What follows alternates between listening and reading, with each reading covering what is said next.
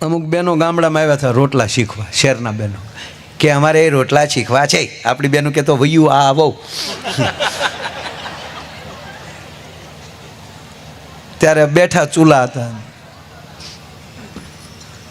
આપી કાથરોટ કે આમાં નાખો પાણી, નાખો મીઠું, નાખો લોટ, એને આવી રીતે મહળો, ગોળ પીંડો કરો. ગોળ પીંડો કર્યો પછી કીધું કે ટ્રેક્ટરના પૈડા જેવું કરો. તે બાવી પાસે ટ્રેક્ટર નહોતા જોયા, પાછા ગામમાં લાવ્યો આ ટ્રેક્ટર આ પૈડા.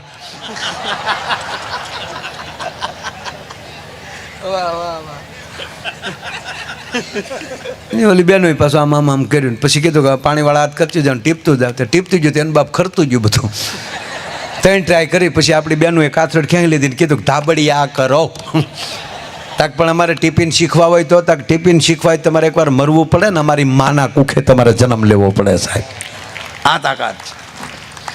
હે એટલે આ દીકરીએ કીધું બધું આવડે છે ચરચ. હવે ન્યાલિયા પાછો વળે તો વાંધો નહીં, પાછો ચાલુ થયો. બાજરાના લોટનું શું બને? એટલે દીકરી કીધું કે રોટલા બને, પાપડે બને, જે જે રોટલું બનતું હતું બેનું નક્કી કરી લેજો, ખોટું હું મારે લાંબુ કરવું. એના લોટનું જે બનતું થઈ કીધું. બોલો કે ઓકે. હમણાં આપણા 1-2 ધારાસભ્ય ખબર ને ઓલું હિન્દીમાં ડખો થાય છે, હરખું હિન્દી નથી બોલતા, ભેગું ગુજરાતી બોલે આવો આવે ને. હમણાં મને ટીવી વાળાએ જોડ્યો કે આ ભાઈઓ આપણા સ્વર્ગસ્થ રૂપાણી સાહેબના પણ વચ્ચે એવું બનેલું કે ઇન્ટરવ્યૂ આપતા હોય હિન્દીમાં ને ગુજરાતી બોલે વચ્ચે. એટલે માણસોને કે હમણાં કાંતિભાઈનું નામ જો આપણે મોરબી, હમણાં મને પૂછતા હતા બધા, મને કે યાર હિન્દી નથી આવડતું, વચ્ચે ગુજરાતી બોલે. હવે સાંભળજો સાહેબ મારો જવાબ. મેં એમ કીધું કોઈ પણ માણસ હિન્દી બોલતો હોય તો વચ્ચે અંગ્રેજી બોલે કે નહીં? હે, વચ્ચે અંગ્રેજી બોલતો જ હોય, હિન્દી બોલતો હોય ને વચ્ચે અંગ્રેજી બોલે, એને તમે VIP કહો. તો ખરેખર તો ભાષાનું ખંડન થયું જ છે. એ શુદ્ધ હિન્દી નથી બોલ્યો, વચ્ચે અંગ્રેજી બોલ્યો છે. તો વચ્ચે અંગ્રેજી બોલે એને તમે VIP કહો. મેં કીધું તો કોઈ હિન્દીની વચ્ચે મારી માતૃભાષા ગુજરાતી બોલે એનું તમે ખંડન કરી શું કામ શકો સાહેબ? એનું ગૌરવ કેમ નથી લેતા કે આપણો નેતા આપણી ગુજરાતી નથી ભૂલ્યો? ઊંધું હું કામ લ્યો છો? એક જણાએ ગાંધી બાપુને ફરિયાદ કરી. ગાંધી બાપુ ને ત્યારે, અત્યારની વાત નથી કરતો, બાપુ જીવતા હતા તે દે ભાઈ, કે બાપુ આપણા ખાદી પહેરવાવાળા પીવે બહુ કોક કોક, આવું ગાંધી બાપુને ફરિયાદ કરી. ત્યારે ગાંધી બાપુએ કીધું કે એની કરતાં એમ કહો ને કે પીવાવાળાએ ખાદી પહેરવા મળ્યા, કોક દી હારા થાય સાહેબ. આ ગાંધી બાપુ. એમાં ગાંધી બાપુ ને વલ્લભભાઈ ને બધા બેઠેલા, સરદાર વલ્લભભાઈ પટેલ. અને હા, હકીકતની વાત કરું સાહેબ, ગાંધી બાપુને વાંચજો, મજા આવે. હળવી વાંચવાની, ઓલી ગહન વાતોમાં તમારે પછી વાંચજો, પણ હા હળવી પલું. આ બધા બેઠેલા ને એમાં ગાંધી બાપુને આ પૂછ્યું વલ્લભભાઈ ને બધા, આમ હળવી મોજ કરતા હતા. એ કે હે બાપુ, કોઈને વિશ્વ સુંદરીનો એવોર્ડ આપવો હોય, રૂપાળી કોઈ બેન સ્ત્રી હોય એનો એવોર્ડ આપવો હોય તો અત્યારે તમારા મને ગાંધી બાપુને કહે કે રૂપાળામાં રૂપાળું કોણ, વિશ્વમાં રૂપાળું કોણ? ગાંધી બાપુ બોલ્યા ખબર? કસ્તુરબા. હવે કસ્તુરબાનો ફોટો જોજો, રાખના ઢગલામાં પાણીને છાંટા નાખે પછી શીતળાને ડાઘ હતા. સ્વરૂપ નહોતું માનું, પણ રૂપાળી એ હતી એ માટે કે ગાંધી બાપુની અર્ધાંગના હતી. એટલે ગાંધી બાપુએ કીધું કે કસ્તુરબા, અને દુનિયામાં બધાય કરતા રૂપાળા જેના પત્ની દેખાય ને એ જ ગાંધી બાપુ થઈ શકે, નકર તો જેઠાલાલ કહેવાય. દયા ભાભી ગરબા ગાવામાં જ રહે અને ઓલો બબીતા કોઈને દાટા મારતો.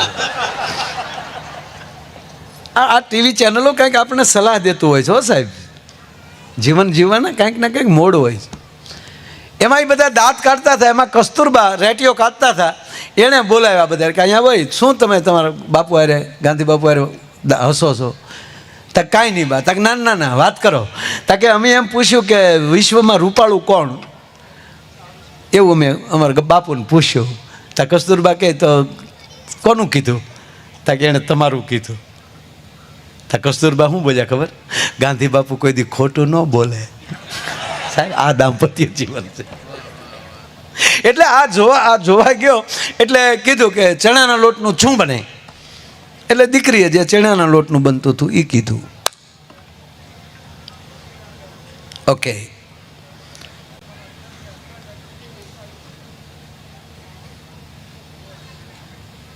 ચોખાના લોટનું શું બને? દીકરી કીધું એને પાપડ બને, શીરો બને. પણ દીકરીને એમ થયું કે આ વ્યવહાર કરવા આવ્યો કે આને હોટલ કરવી હે ને? હા, એટલું બધું પૂછે શું કામ?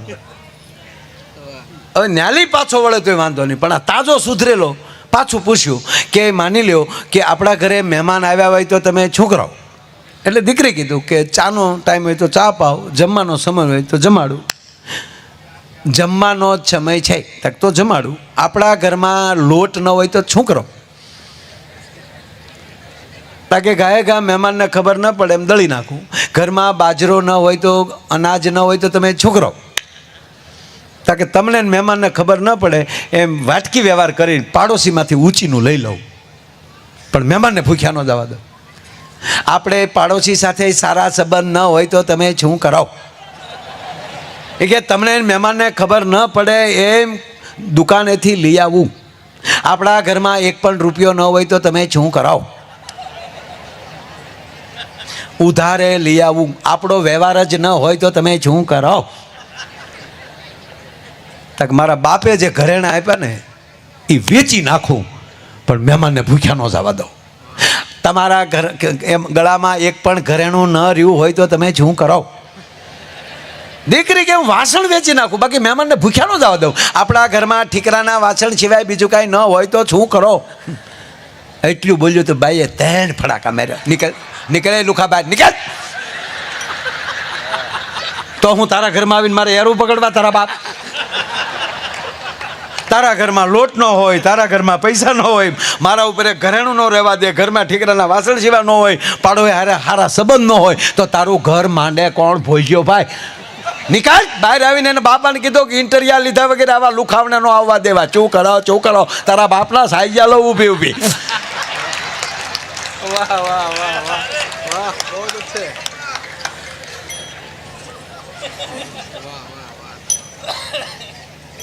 પણ મારો કહેવાનો સૂર કે એ માણસને જ્યારે કોઈ પણ આધાર ન રહે ત્યારે એનો આધાર છે આ દેશનું શાસ્ત્ર રહે છે.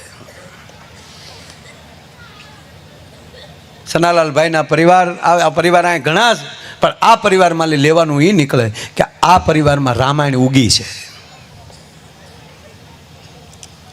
અને આ પહેલો પ્રોગ્રામ છે, નવું વર્ષનો બેસતું વર્ષ છે આપણું. 2082માં પ્રવેશ કર્યો છે, પહેલો પગથિયે પગ મૂક્યો છે આપણે. તો એક માયો આયર તમારી પાસે ભીખ માગીને કહું કે તમારા પરિવારમાં રામાયણને રાખજો, રામચરિત્ર માનસને. અને જ્યારે પરિવાર આવી રીતે રજા હોય, પગે લાગીને કહું બાપ મારા હમ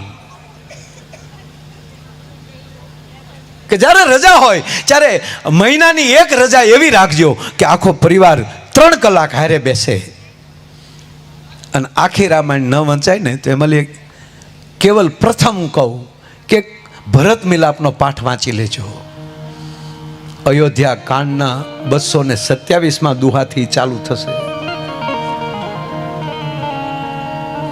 ઘરનો વડીલ બેઠો બેઠો વાંચતો હોય, 1.5 કલાક થાય હો, ખાલી કેવલ ખાલી 1.5 કલાક થાય. એ 1.5 કલાકનો તમે સમય આપજો.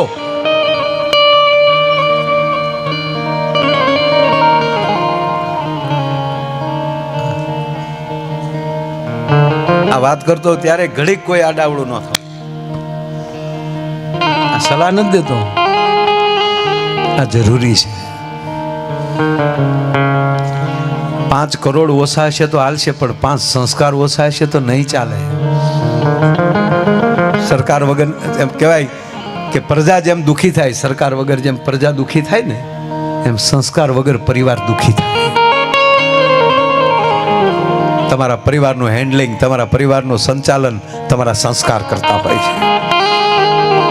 આ સંસ્કાર બેઠો છે ને સાહેબ, આ 1.5 કલાક લાગે પણ મારે તમારે એ 2 મિનિટમાં મારી વાત કેવી છે. તમે સાંભળો ન સાંભળો તમને મુબારક. હું સાંભળે, હું બોલું, હું સાંભળું ને બાબુ. રામાયણની બહાર ન નીકળી શકો તમે. આ દેશનો ગ્રંથ એવો છે. આ ભરત મિલાપ શું શીખવે તમને? એક જ મારે 2 જ મિનિટ આ વાત લઉં. માતાઓ બહેનો બધા બેઠા છો, વડીલો બેઠા છો, યુવાન મિત્રો બેઠા છો. વચ્ચે પ્રશ્નાર્થ કરું, ધ્યાન દેજો વાતમાં. અને ત્રીજી વાત, અમે અહીં બોલીએ ને તો વાતું કેટલા સાંભળે છે ને એ મારો કોઠો કહી દે.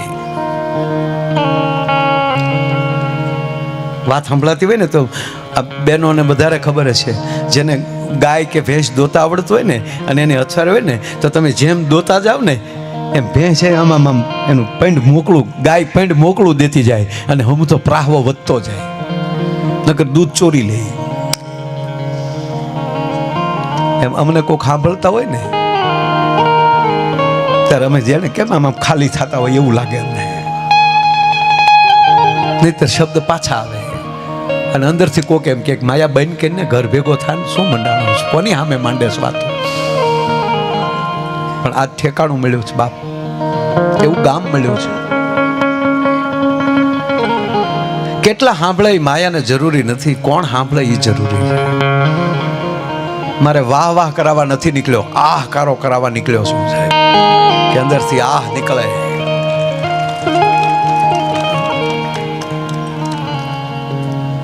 ટૂંકી વાત, પરિવારમાં કંકાસ શું કામ થાય છે એનું કારણ એક અર્ધ સમજણ. અર્ધ સમજણો સાહેબ. હવે સાંભળજો, 2 જ મિનિટમાં લઈને પાછું મારે તમને જે હાસ્ય બાજુ જવું છે ત્યાં જવું. પણ આજ 2તું વરસ છે, આજ રામ લંકાથી ઘરે આવ્યો છે. 14 વર્ષ પૂરા કર્યા હતા. પણ મારે વાત એ કરવી કે આપણે દશરથ રાજાના દીકરા તો નથી ને આપણે. હા, તમે રઘુવંશી પરંપરા ખરી, પણ હાલમાં વર્તમાનમાં આપણે રામના ભાઈ નથી, આપણે શેષ નારાયણનો અવતાર નથી, બરાબર? તો લક્ષ્મણ તો ઈ હતા ને,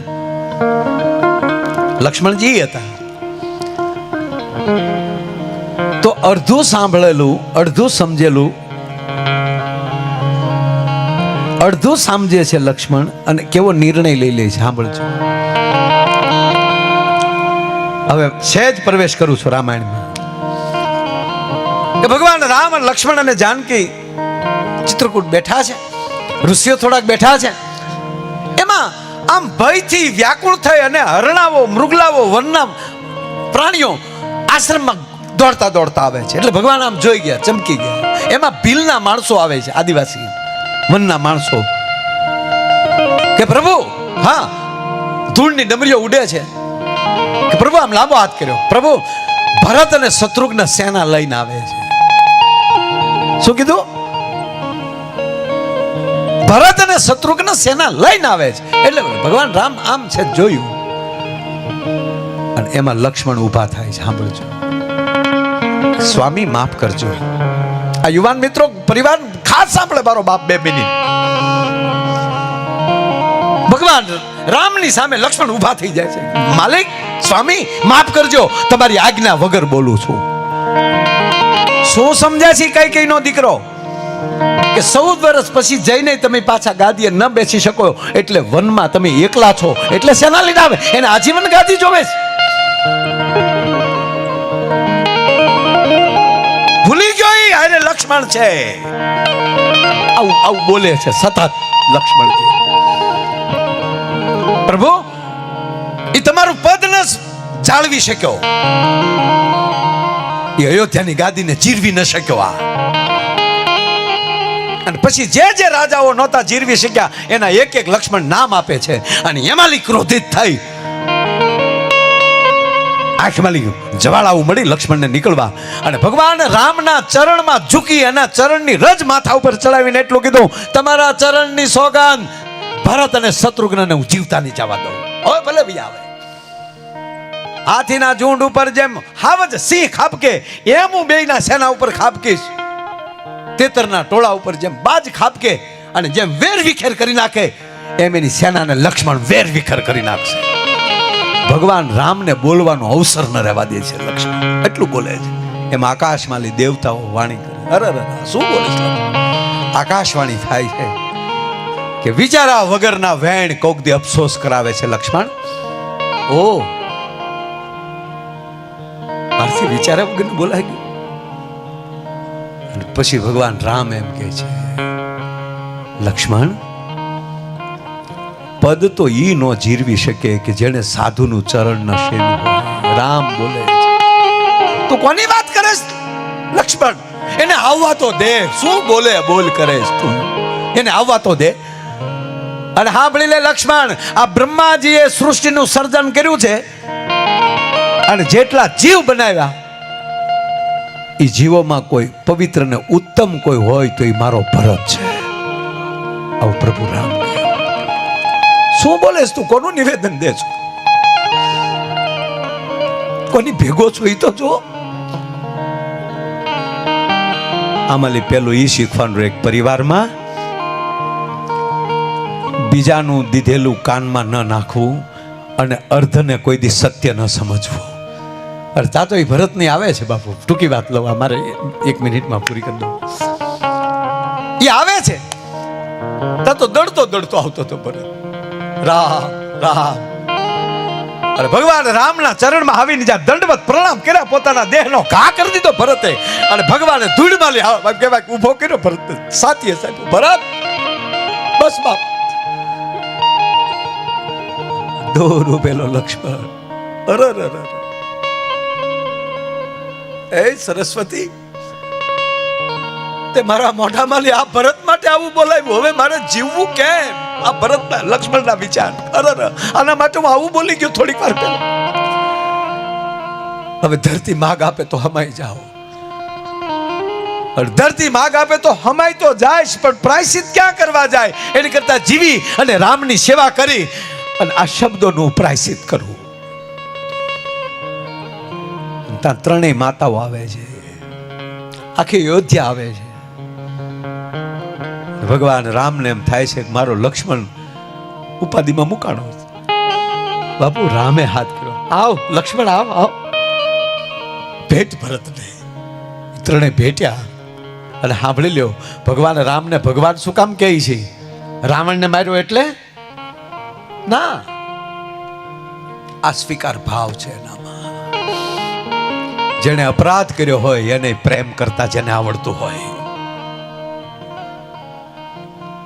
આવો વીરવર પુરુષ આ ધરતી ઉપર કોઈ આવ્યું નથી સાહેબ. એક સાથે 31 બાણ ચડાવવાની તાકાત. રામ એટલે શક્તિ પરાકાશના. એક સાથે 31 બાણ. રાવણ માટે 10 મસ્તકના 20 ભુજાના 31મું નાભીનું 31 બાણ ચડાવવાની તાકાત. એવી તાકાત હોવા છતાં જેને અતિ અપરાધ કર્યો હોય એને ક્ષમા દેવાની પેલા તાકાત ધરાવતા હતા. ભલામાં ભરતને કહે છે લક્ષ્મણને, સોરી લક્ષ્મણને કહે છે લક્ષ્મણ, હવે જો ત્રણેય માતાઓ આવે છે, એકલો ભરત નથી આવ્યો, બધા આવ્યા છે, આખી અયોધ્યા આવી છે. હવે બેનો સાંભળજો ખાસ આ વાત, આ 1 મિનિટ તમારા માટે. હારે માં કઈ કઈ છે ભરત લક્ષ્મણ? અને ત્રણેય માતાઓ પહેલા કઈ કઈને પગે નો લાગતો તને રાઘવના સોગંદ છે. કારણ કે કઈ કઈના પેટમાં પસ્તાવાની જેણી હાલે છે. કરર મેં શું કરી નાખ્યું? અને આપ હવે એ પ્રસંગ વાંચી લેજો, ટૂંકી વાત કહું એ લેજો, ક્યારેક કલાક 1.5 કલાક થશે. પણ બધા આવ્યા, જે આખો દીની એક ચર્ચા થાય છે. ભરત કહે છે હું ગાદીએ ન બેસું, જે કાંઈ એ ચર્ચા તમે સાંભળજો. શું ભરત પ્રશ્નો કરે છે, રાઘવ એના જવાબ આપે છે. મંત્રીઓથી લઈને બધા ત્રણેય માતાઓને પૂછવામાં આવે. પણ ટૂંકમાં અંતે નિર્ણય થયો કે ભરત પણ ગાદીએ નહીં બેસે, ભગવાન રામની પાદુકા અયોધ્યામાં પધરાવવામાં આવશે અને ભરત નંદીગ્રામમાં તપ કરશે. ભરતે કીધું ગાદીએ નહીં બેસું. પછી સાંજ પડી, અયોધ્યાથી બધી સામગ્રી આવી હતી, તંબુ નખાઈ ગયા હતા. આજની ભાષામાં જેને ટેન્ટ કહીએ આપણે, તંબુ નખાઈ ગયા હતા. બધાને ઉતારાની વ્યવસ્થા થઈ ગઈ હતી, રસોઈ થઈ ગઈ, બધા જમી અને પોતપોતાના તંબુમાં આરામ કરવા ગયા રાત્રિનું. સાહેબ હવે આ મિનિટ છે ને મારી નાખે એવી છે. બધાના ઓરડામાં રૂમમાં જે બનાવ્યા હતા તંબુ એમાં વયા ગયા. હવે સાંભળજો બેનો, કે આપણને આપણા લગ્ન થઈ જાય પછી આપણે બહુ મોટા ખાતેદાર છીએ, મોટા ઉદ્યોગપતિ પણ છીએ, બિલ્ડર પણ છે, જે કાંઈ જેટલા બિઝનેસ છે એ બધા આપણે કરી શકીએ, એ બધું આપણી પાસે છે. મર્સિડીઝ ઓડીથી માંડીને રોલ્સ રોય સુધીની આપણી પાસે ગાડીઓ છે, હેલિપેડ પણ છે, ઘરના 2 હેલિકોપ્ટર છે, અને એરપોર્ટના પાર્કિંગમાં આપણા 2 પ્લેન પીડ્યા છે. ટૂંકમાં આવડા મોટા છે, રિલાયન્સ ને બધું આપણા ખીચામાં છે. માની લો અયોધ્યાથી એટલું, કારણ કે એની જેટલું તો બધું કરી તો એ નથી પાર આવે. અયોધ્યા પાસે એ હતું ને. આ બધું આપણને હોય, પણ આપણા લગ્ન થઈ જાય અને આપણા સાસુ સસરા આપણને પહેરે કપડે કાઢી મૂકે કે નીકળી જાઓ, અને પછી તમે આ તળાવની પાડે ઝૂંપડું કરીને રહેતા હો બરોબર દૂર, અને પછી તમારા બા અને તમારા સાસુ બેય તમને મળવા આવે, તો તમે પેલા કોને મળશો?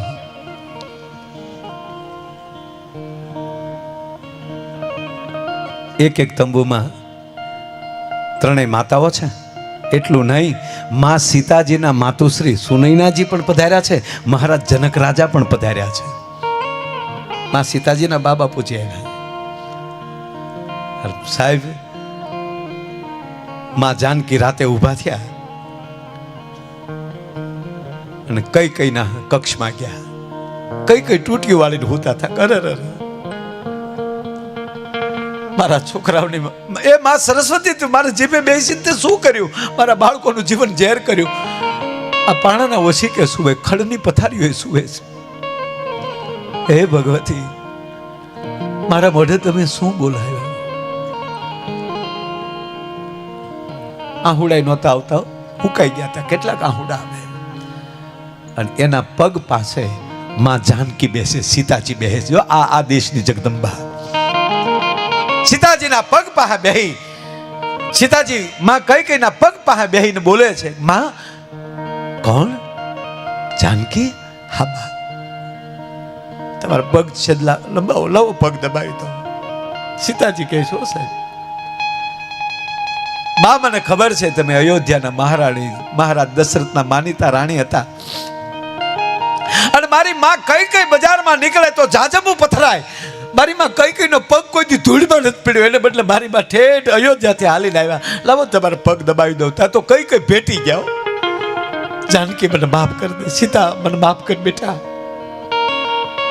કઈને માફ કરજો દીકરી, મને માફ કરી દે.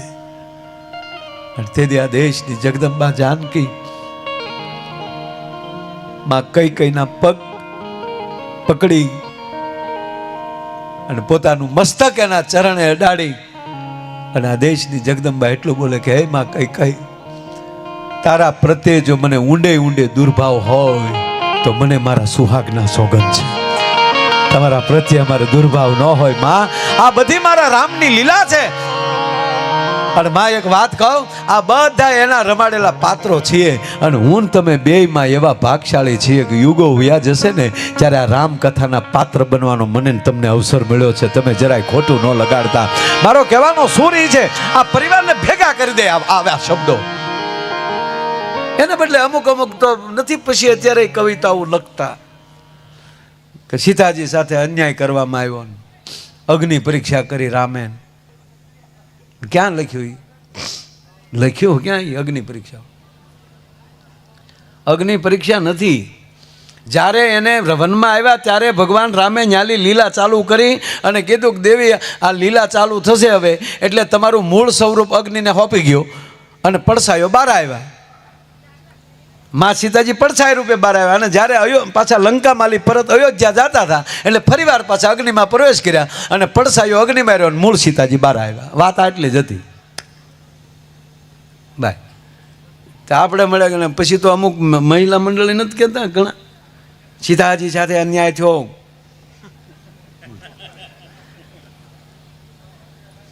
નથી એવું કરતા. હમણાં 2 દીકરીઓ કોલેજમાં ને બહાર કોલેજ પૂરી કરીને બહાર નીકળી બે બેનું વાતે કરતી જાય. એ કે બેન તે રામાયણ વાંચ્યું? કે બોલે કે મેં 2 વાર વાંચ્યું. મારે એકચ્યુઅલી શું છે ગ્રેજ્યુએશન પૂરું થાય પછી મારે રામાયણ ઉપર PhD કરવું છે. બહુ સારી વાત છે PhD કરે તો, પણ કેવલ આગળ ડૉક્ટર લગાડવા માટે નહીં, એમાં પ્રવેશ કરી જાઓ. એ કે મારે PhD કરવાનું છે ને એટલે મેં 2 વાર વાંચ્યું. બોલે કે મેં 1 વાર વાંચ્યું. તક તને કેમ લાગ્યું? એ કે મને મજા ન આવી. બોલ મને જામ્યું નહીં. કે કેમ? સીતાજી અભણ હશે. બોલ લે સીતાજીની ભૂલ્યું કાઢ્યું હતું બે બેઠી બેઠી. સીતાજી અભણ હશે. એ કે કેમ? એ કે રામને વનવાસ મળ્યો હતો ને તો પછી ખોટું સાથે સાથે હેડ્યું જવાનું. તો રામજી આવત ને ખોટું દશરથ જેવો સસરો હતો કે એટલો અયોધ્યામાં કશું ઘટતું નહોતું. બોલ. અને જનક જેવો બાપ કચ્છું ન ઘટવા દે. અરે બાપુજી ત્યાં વયા જાય પણ ખોટો યાર જવાનો લંકામાં ઠેડ ગયા ને યાર પેલો રાવણ યાર. એ કે હું આવું તો જાવ જ નહીં. પણ તું ક્યાં જનકનું સોરું છું? અને તારે હાટું સંયમવર થોડો કરવાનો હોય, તારું તો ધ્યાન રાખવાનું હોય અમારે. હે તાવળી વળી બીજી શું કે હું હોત તો વય જ જા. તાકે ઘરમાં 3 સાસુ એની કરતા તો જંગલમાં સારું. લે આ હાટું રામાયણ લખી તુલસીદાસ બાપુએ. માટે રામ કૃપાએ ને રોજ દિવાળી બાપ રંગ ના ટાણા રે પણ આવા હારા કામ કરે એની કોઠીએ કોઈ દી. આવા હારા કામ કરે એની કોઠીએ કોઈ દી ખૂટે નહીં દાણા રે.